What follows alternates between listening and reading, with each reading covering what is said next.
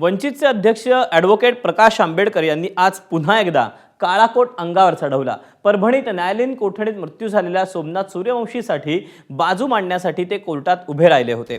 सोमनाथ सूर्यवंशी प्रकरणी पहिली सुनावणी आज मुंबई न्यायालयाच्या औरंगाबाद खंडपीठासमोर पार पडली। सोमनाथ सूर्यवंशी यांच्या आईच्या बाजूने प्रकाश आंबेडकरांनी स्वतः युक्तिवाद केला। या प्रकरणात सरकारच दोषी असल्याचा दावा त्यांनी केला।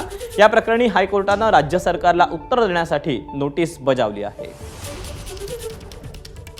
मॅजिस्ट्रेटच्या इन्क्वायरीनंतर कोणी निर्णय घ्यायचा, कसा निर्णय घ्यायचा, त्याची पुढची इन्क्वायरी कशी करायची, या संदर्भात कायदा अपुरा आहे।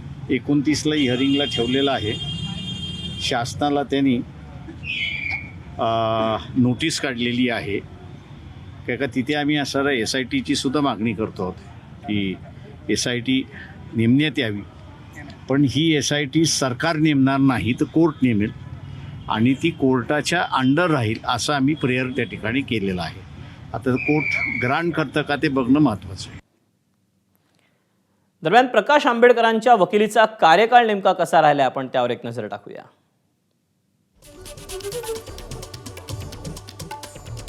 2024 साली EVM विरोधात चेतन अहिरेंनी दाखल केलेल्या याचिकेत प्रकाश आंबेडकरांनी वकील म्हणून युक्तिवाद केला। पीपल्स एज्युकेशन सोसायटी विरोधात स्वतः दाखल केलेल्या याचिकेतही त्यांनी खटला हा स्वतः लढवला। रिपब्लिकन चळवळीतील अनेक प्रकरणातही आंबेडकरांनी स्वतःच युक्तिवाद केला आहे। 2008 साली काँग्रेस अध्यक्षा सोनिया गांधी आणि राष्ट्रवादी काँग्रेसचे अध्यक्ष शरद पवार यांच्या विरोधातील खटल्यातही प्रकाश आंबेडकर वकील होते। लवासा प्रकल्पात काही आदिवासींच्या जमिनी बळकावण्यात आल्या होत्या। या खटल्यातही प्रकाश आंबेडकर हे वकील होते। मुलुंडच्या एका आदिवासी महिलेची जमीन एका बिल्डरने बळकावली होती।